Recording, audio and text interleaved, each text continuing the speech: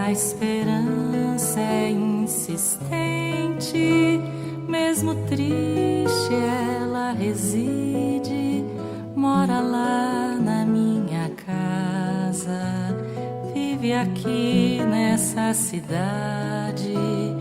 Quando alegre cria asa, quando chora ela pousa.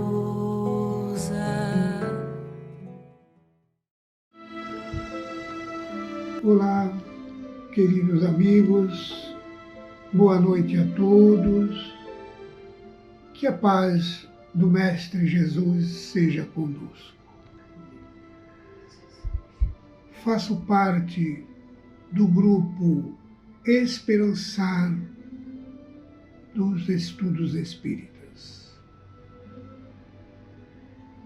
E mais uma noite que vamos formular o Evangelho online, rogamos então a presença do Mestre Jesus entre nós, a fim de que possamos levar a efeito a proposta desta noite,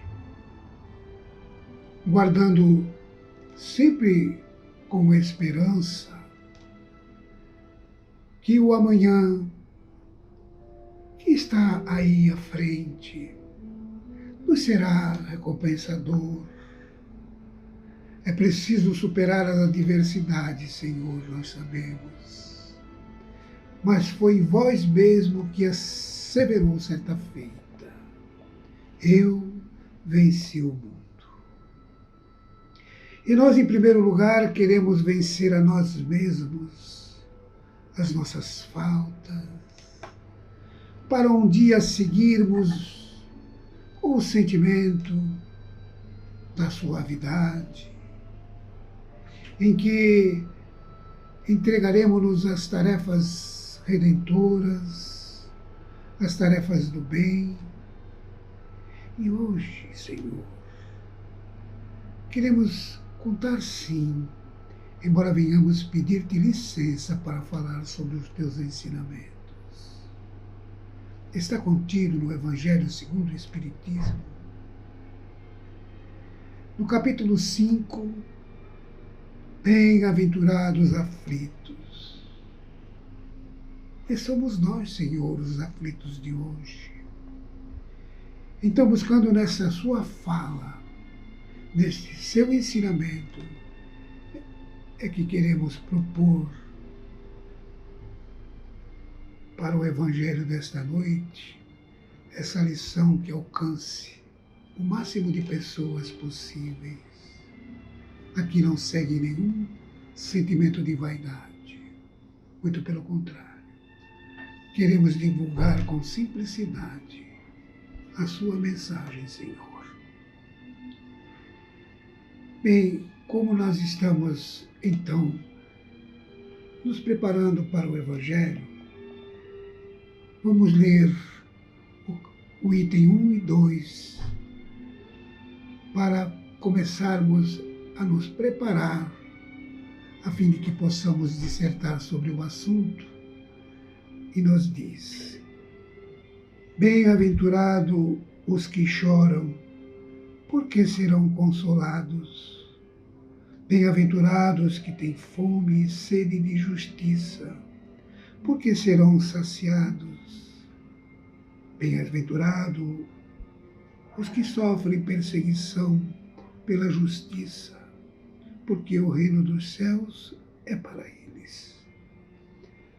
Vós sois bem-aventurados, vós que sois pobres, porque o reino dos céus será de vós. Vós sois bem-aventurados, vós que tendes fome, porque sereis saciados. Vós sois felizes, vós que agora chorais, porque reireis. Mas ai de vós ricos, porque tendes vossa consolação neste mundo. Ai de vós que estáis saciados, porque tereis fome. Ai de vós que rides agora, porque sereis conduzidos aos prantos e as lágrimas. Assim, queridos irmãos, nós passamos a palavra à nossa irmã Ana. Então, como nós estamos falando agora, conhecendo a história, nós entendemos que na época de Jesus, os bem-aventurados eram as pessoas que tinham destaque social, que tinham privilégio, fama, poder, prestígio. Esses eram os bem-aventurados. E quem eram os desventurados da época? Homens simples, que viviam jogados pelas margens da cidade, pessoas doentes que sofriam, pessoas que estavam naquele momento passando muitas necessidades. Esses eram os desventurados. E aí as pessoas boas e simples acreditavam mesmo que a vida era a própria desventura e que daquilo não teria uma mudança, né? Não tinham consideração social, nenhum reconhecimento. Quando Jesus vai e sobe ao monte e fala as bem-aventuranças, ele estava ali reunidos com ele pessoas de todos os lugares, mas essas pessoas que nós chamávamos, entre aspas, os desventurados. Eram os simples, os doentes, os excluídos. Eram esses que encheram o monte para escutar a bem-aventurança naquele dia. E Jesus, reunindo aquelas pessoas sedentas, ele fala aquelas palavras que serviriam de um alimento àquelas pessoas. E ele diz: bem-aventurados os simples, bem-aventurados os pobres de espíritos, bem-aventurados os que choram, os que estão aflitos, bem-aventurados os que têm sede e fome de justiça. A gente começa a perceber que Jesus jamais fez apologia à dor. Ele queria trazer um alimento àquela população que tanto sofria, mas ele sabia que as suas palavras serviriam por muito tempo, porque em todas as épocas nós temos ou nós somos os desventurados, que sofremos, que temos dores, que somos às vezes os excluídos da sociedade. E ele vem então não fazer uma apologia à dor, mas ele vem trazer algo mais para a gente através da sua mensagem de sabedoria.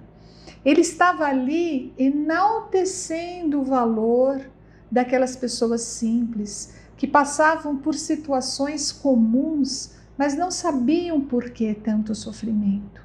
Foi pela primeira vez na história que ele disse que aquele tipo de sofrimento ali poderia construir alguma coisa de valor dentro do coração da pessoa. Aí sim, eles começaram a compreender, nós começamos a compreender.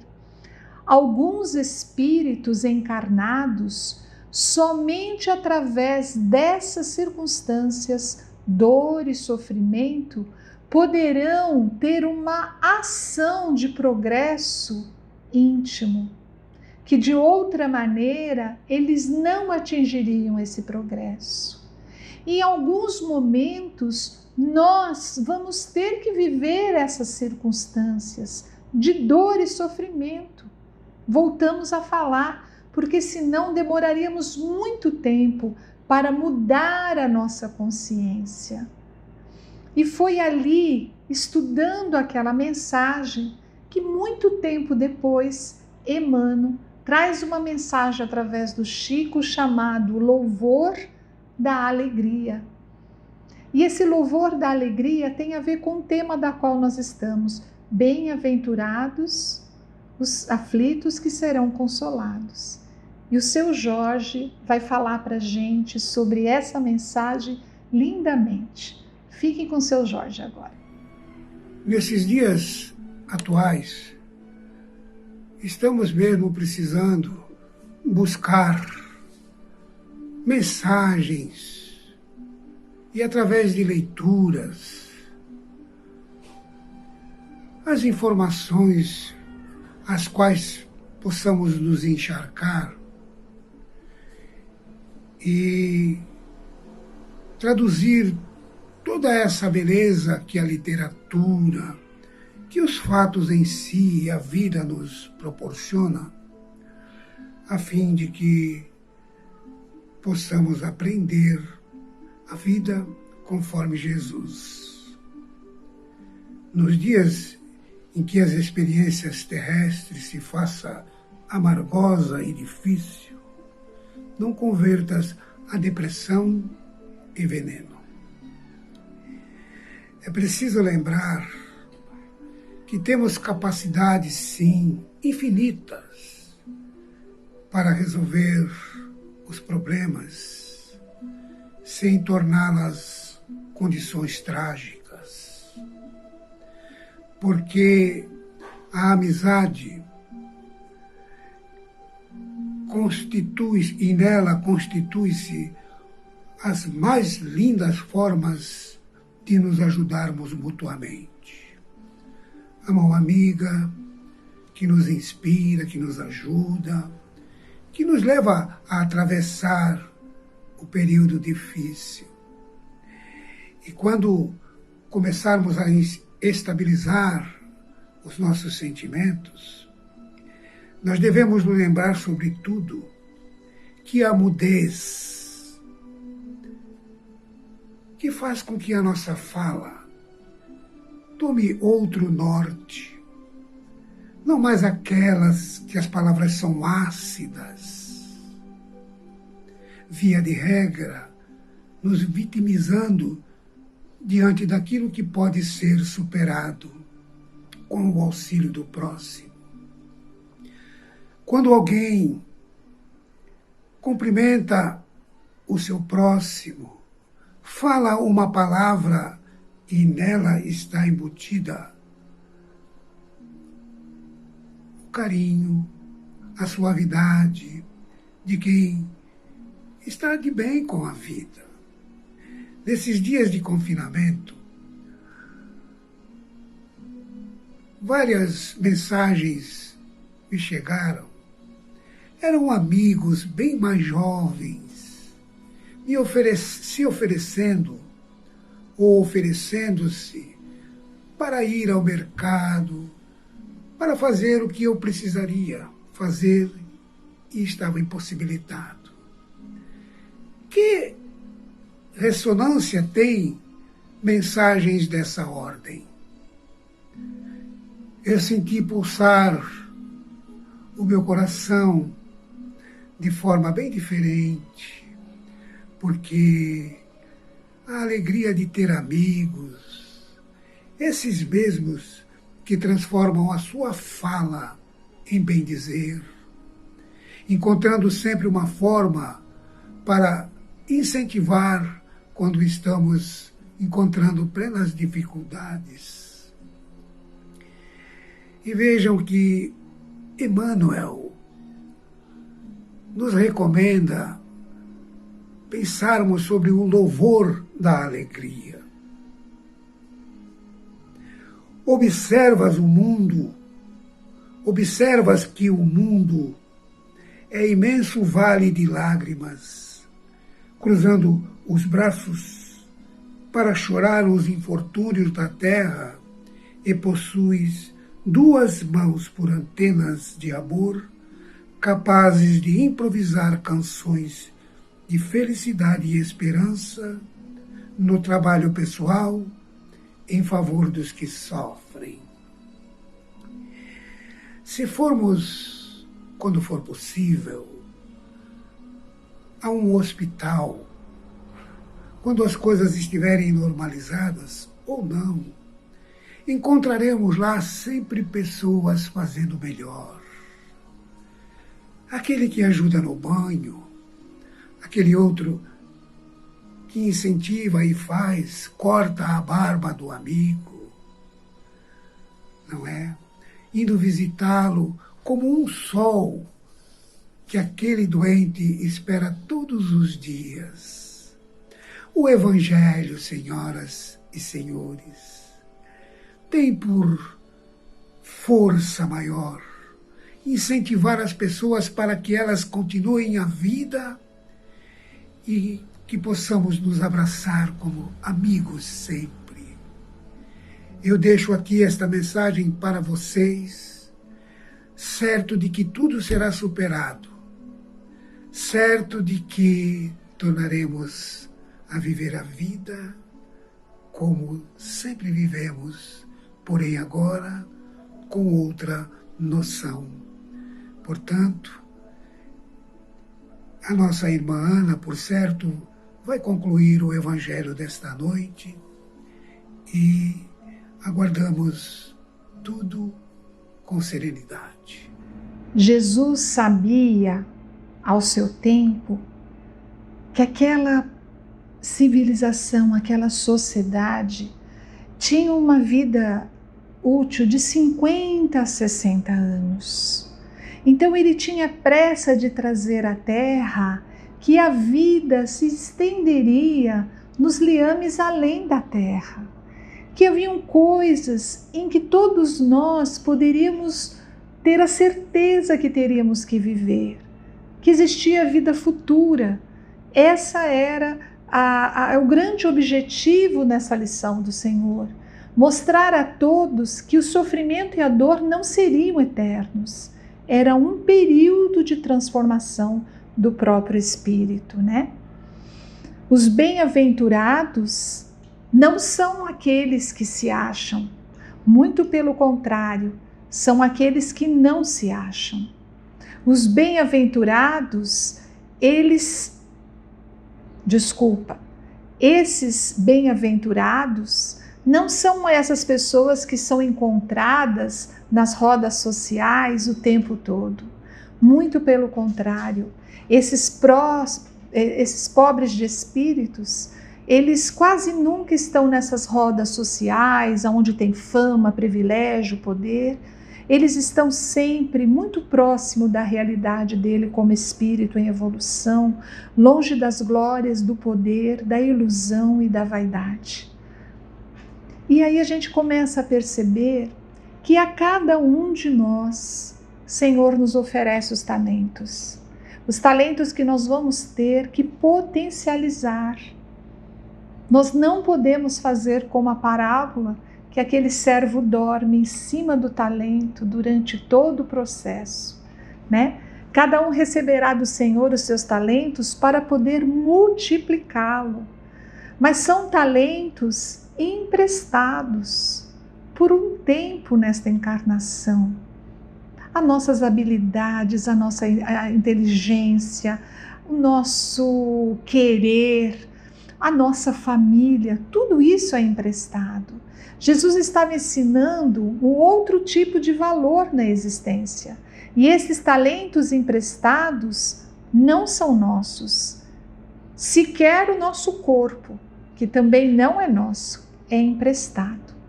Por isso, vamos só relembrar um pouquinho, à luz do Espiritismo, o que mesmo fala essa parábola dos talentos. A Ana Rodrigues vai falar conosco sobre isso. No Evangelho segundo Jesus Cristo, no capítulo 16, encontramos a parábola dos talentos. E nela lemos a seguinte história. Um senhor necessitou ausentar-se de suas terras e por isso ele resolveu dividir sua riqueza entre 3 servos. Para o primeiro, entregou 5 talentos. Para o segundo, entregou 2 talentos. E para o terceiro, entregou 1 talento. Cada servo olhou para aquilo que tinha em mãos de acordo com a confiança que tinha em si. Tanto o primeiro como o segundo conseguiram multiplicar aqueles talentos. E quando o Senhor retornou, cada um devolveu para ele o talento que havia recebido no valor dobrado. Já o terceiro servo ficou com medo, ficou receoso de perder o talento lhe confiado. Por isso ele enterrou aquele talento embaixo da terra e não aproveitou nenhuma oportunidade para multiplicar aquilo que recebera. Nós estamos passando por um período de isolamento social. por conta disso, convido vocês a uma reflexão. Não é o Senhor que vai se afastar e nos deixar com os talentos. Nós é que ficaremos afastados do convívio social, afastados do nosso trabalho, da escola, afastados da casa espírita, da presença física na casa espírita, e teremos que lidar com os talentos que temos. E teremos que lidar também com uma realidade temerária que exige de cada um de nós autocuidado, compaixão e empatia. E aí fica a questão: quando essa situação terminar, quando esse período terminar, qual servo nós teremos sido? Nós seremos tal como o primeiro e o segundo servos, que mesmo com graus diferentes de conhecimento, um tinha 5 talentos, o outro 2, conseguiram multiplicá-los em pequenas, médias ou grandes ações, ajudando um vizinho, como vizinho solidário, ligando para os amigos, recobrando o ânimo daqueles que estão desanimados pela situação, angariando fundos, mantimentos, máscaras, materiais de higiene para comunidades necessitadas, ou simplesmente sendo uma boa companhia dentro de casa e aproveitando esse período para estudar, para ler, para assistir algo que lhe edifique o espírito. Ou nós seremos como o terceiro servo. Vamos multiplicar o nosso medo, ao invés de multiplicar as possibilidades que se apresentam nesse período. Vamos enterrar o talento e não vamos ter nenhuma possibilidade de aprendizagem. E vamos fazer desse período o pior de nossas vidas, tendo como única ação a espera do tempo passar. Como nós agiremos? Qual dos servos nós seremos quando esse período de isolamento social passar? Qual deles você quer ser? O seu Jorge leu há pouco para a gente o Louvor à Alegria de Emmanuel. E lá ele apresenta várias possibilidades de sermos multiplicadores de talento, instrumentos de Deus a serviço do bem. O que nós podemos ser? Os fatos, as pessoas e as experiências têm o menor valor quando nós não estamos diante da dor, quando nós não estamos diante da dor do outro. Os fatos, as pessoas, as experiências. Se a dor não é minha, eu não tenho tanto impacto com isso. Existe uma diferença bastante interessante entre dor e sofrimento. A gente poderia exemplificar mais ou menos assim. Um trabalhador que ele está querendo se afastar do trabalho, que ele vai arrumar um bico. Então ele cria uma dor no seu dedo, machuca seu dedo, para conseguir um afastamento. Então ele faz uma mutilação no seu dedo, sente aquela dor física, vai no médico e arruma o seu afastamento. Ele tinha um interesse para isso. O outro caso seria, vamos supor, de um pianista que machuca o dedo sem querer. E é uma dor física, tanto quanto a dor daquele trabalhador que se mutilou para se afastar, mas há um sofrimento, porque ele terá que parar de exercitar, de estudar a música, porque com o dedo daquela maneira ele não vai conseguir. No primeiro caso, ele pode até ter sofrimento, um sofrimento relativo, mas ele tem um ganho. Aquela dor vai passar e ele tinha tudo esquematizado, né? Mas o pianista que vai parar de tocar o piano vai sofrer muito com aquela dor que está sentindo no dedo e de não conseguir tocar o piano, né? A dor física é para os dois, mas o pianista tem o sofrimento, que é diferente da dor. A dor é física, o sofrimento é mental. Por isso que às vezes nós trazemos tanto sofrimento, tanta incapacidade de resolver os nossos problemas e nós sofremos muito. A gente está com o corpo com nenhum corte, com nenhum machucado, mas o sofrimento, às vezes, que é mental, traz até dor física. Então, todo sofrimento é uma luz acesa na nossa consciência que nós precisamos nos cuidar. Um espírito esta semana trouxe uma mensagem na casa dizendo assim: não há uma guerra entre o bem e o mal. O bem sempre prevalece. Não há guerra entre o bem e o mal. O que está acontecendo, que às vezes pela nossa visão acanhada fala: que mal é esse, Senhor? Esqueceu de nós? Não, muito pelo contrário. É o bem tomando todos os espaços do país, todos os espaços do planeta.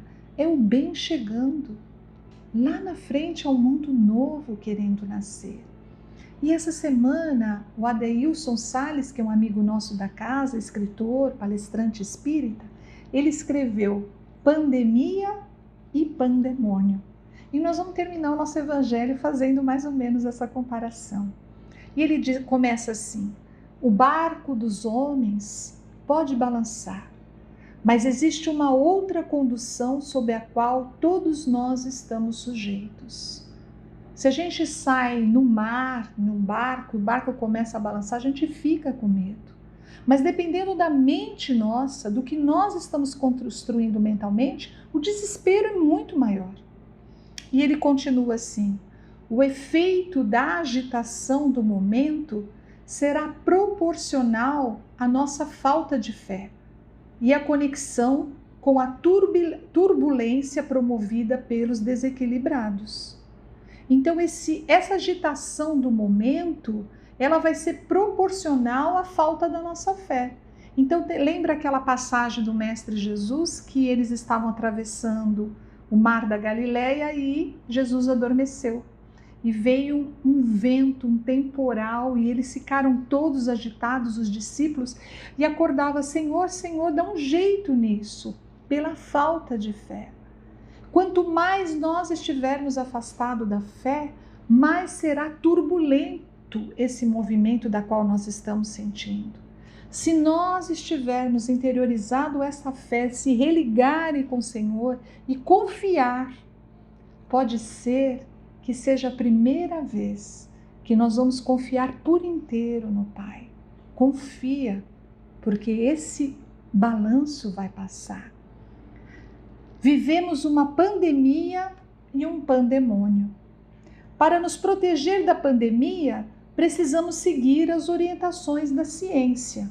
Então essa já é uma orientação da doutrina espírita. Kardec escreveu na sua obra: o dia que a doutrina espírita não seguir a ciência, vá e acompanhe a ciência. Ele falou que a ciência seria o sinalizador para todos nós.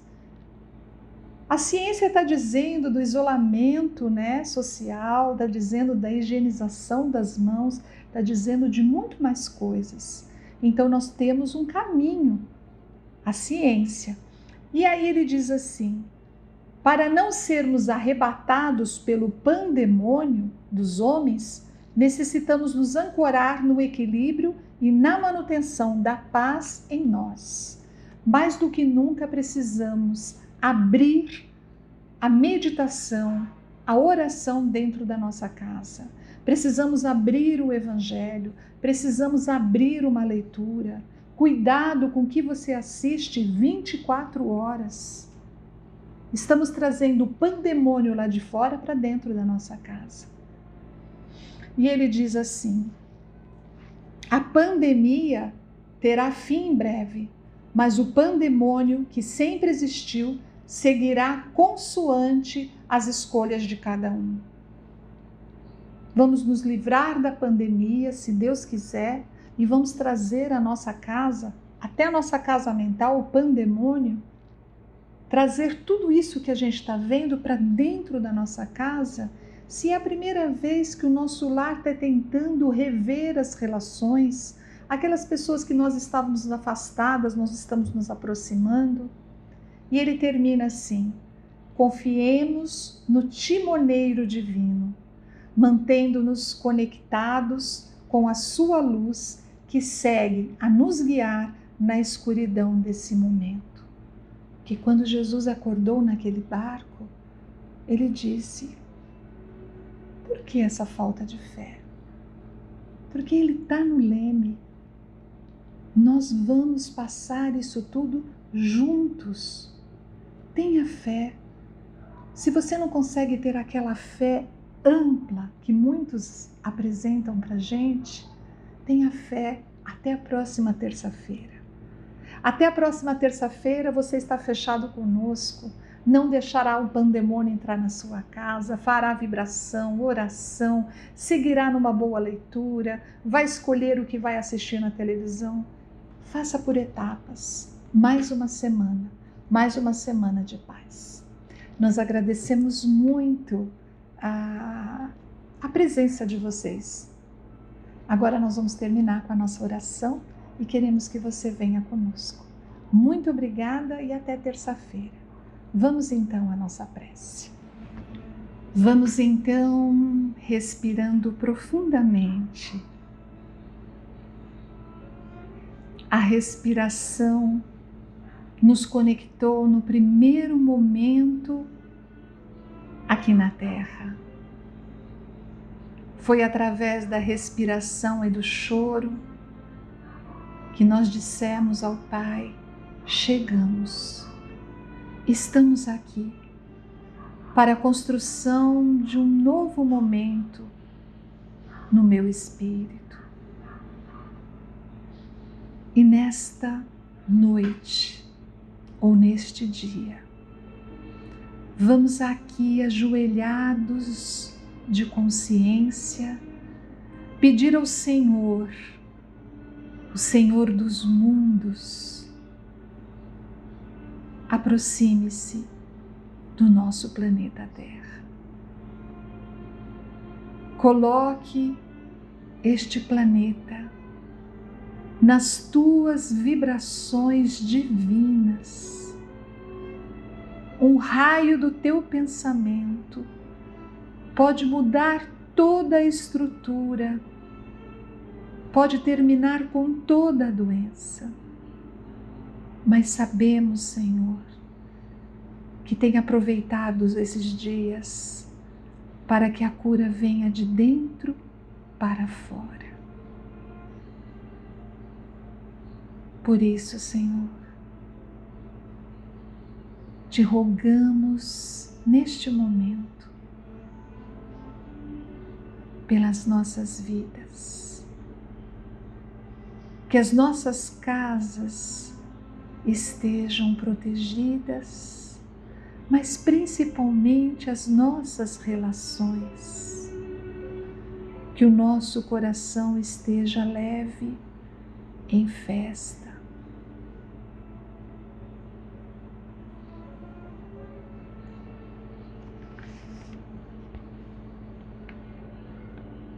Confiança, porque sabemos que estamos sob tutela superior, que está nos oportunizando uma ação serena perante os dias delicados que vivemos. Jamais desistiremos de avançar, Senhor, rumo às conquistas luminosas que a vida nos reserva. Quando a pandemia passar, Senhor, estaremos mais fortes, mais confiantes e lúcidos. Que neste momento, um elo de muita energia possa percorrer por um instante divino todos os lares dos amigos da família Esperançar. Que possamos unir os nossos pensamentos neste instante para trazer uma força de ânimo e esperança que em breve aquele portão se abrirá e nós adentraremos aquela casa que tanto amamos para continuar os nossos estudos e o nosso cuidado de alma. Que assim seja, Senhor. Muito obrigada.